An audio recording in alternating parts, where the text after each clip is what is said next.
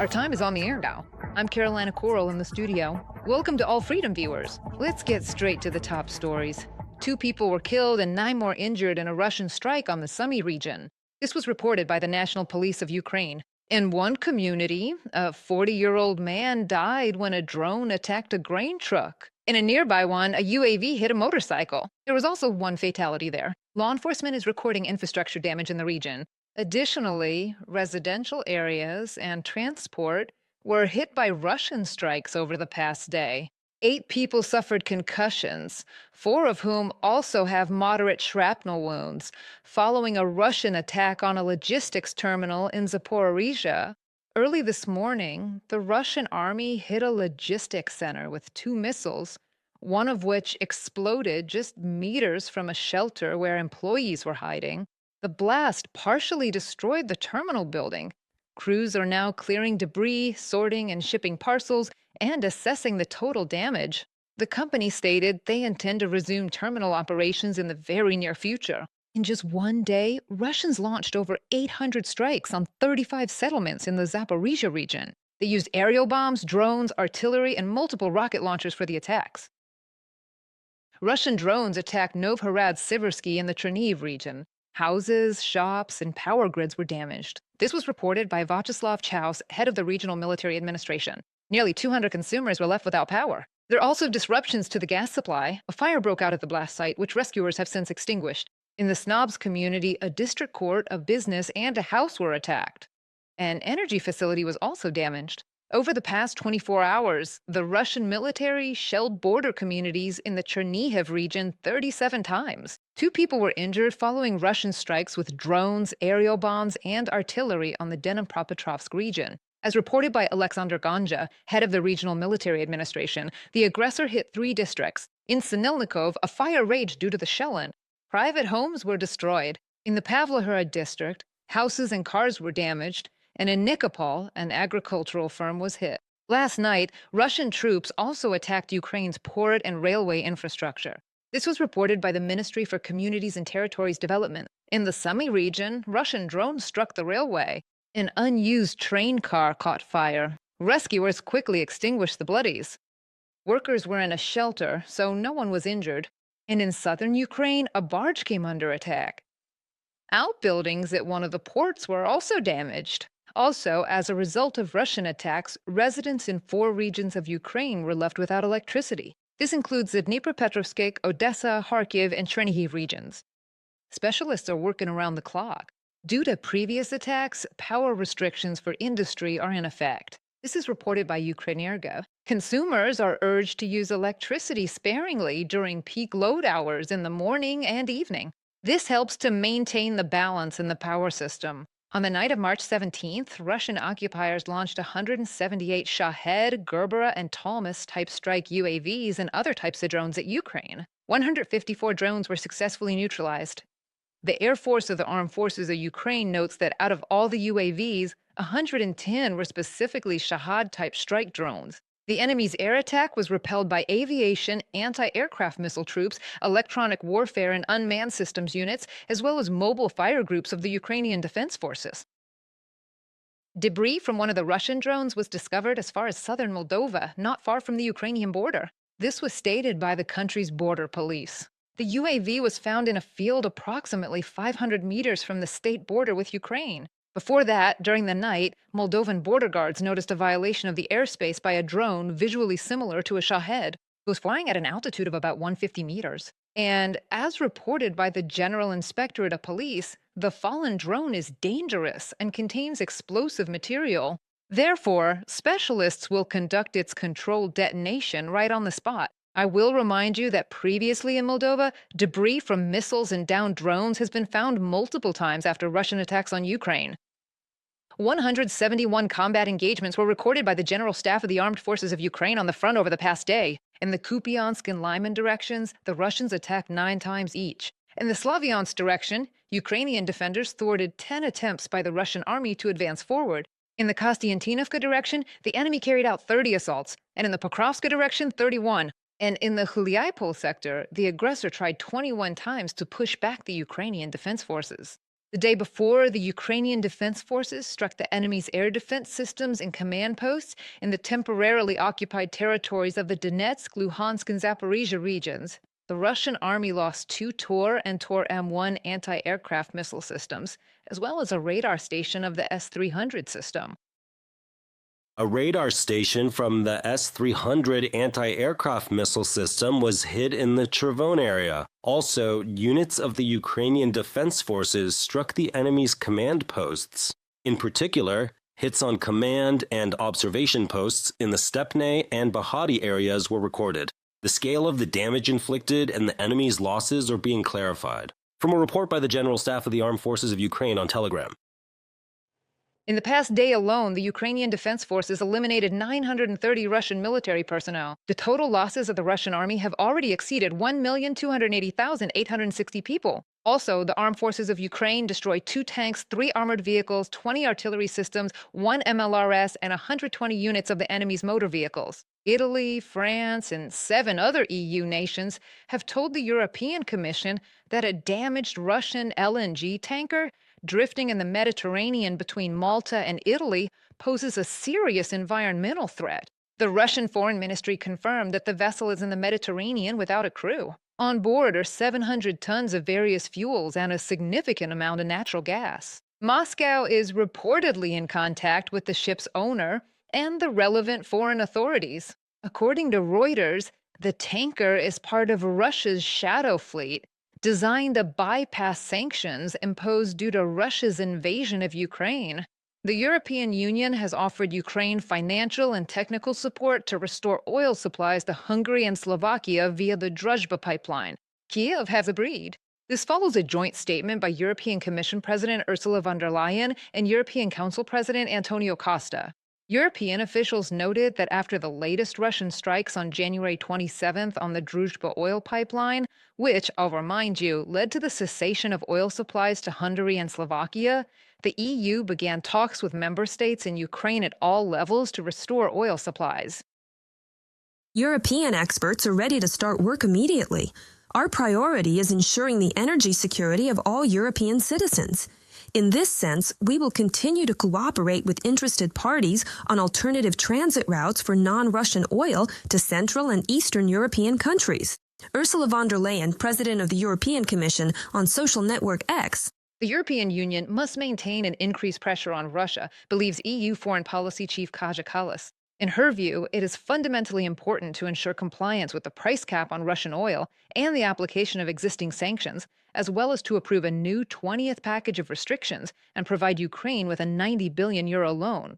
The aggressor must be forced into real negotiations, Kallas emphasized. Our correspondent will continue on this topic. The European Union must not give in to Russia's maximalist demands. And to force the aggressor to the negotiating table, it is necessary to increase pressure on him, says EU Foreign Policy Chief Kaja Kallas. The Kremlin regularly talks about diplomacy, but continues the war against Ukraine. This is not surprising. Russia has shown that it doesn't actually want to negotiate. In fact, it is intensifying its attacks on Ukraine because it wants to achieve its maximalist goals. And that is why Europeans are not ready to meet these maximalist demands. Then, of course, why would they talk to us? Our approach must be to increase pressure. And so it is very important to increase pressure through the oil price cap. It is also necessary to use the 20th package of sanctions against the shadow fleet, as well as provide Ukraine with a €90 billion loan. All this is important so that we put pressure on Russia to move from a pretense of readiness to real negotiations. On March 13th, the U.S. Department of the Treasury issued a general license that allows until April 11th, 2026, transactions related to the sale, supply, or unloading of crude oil and petroleum products from Russia, provided they were loaded onto a vessel before March 12th. U.S. Treasury Secretary Scott Bessent believes this move will help stabilize global energy markets amid the escalation in the Middle East. However, Europe warns that even a temporary easing of sanctions will provide Russia with additional income, thereby ensuring funding for its army and military-industrial complex. The unilateral U.S. decision to lift sanctions on Russian oil exports is a matter of profound and serious concern, as it directly impacts European security. Increasing economic pressure on Russia is absolutely essential and crucial to getting it to agree to serious negotiations for a fair, just, and long-lasting peace. Weakening sanctions significantly increases the financial and material resources available to Russia to wage its war of aggression against Ukraine.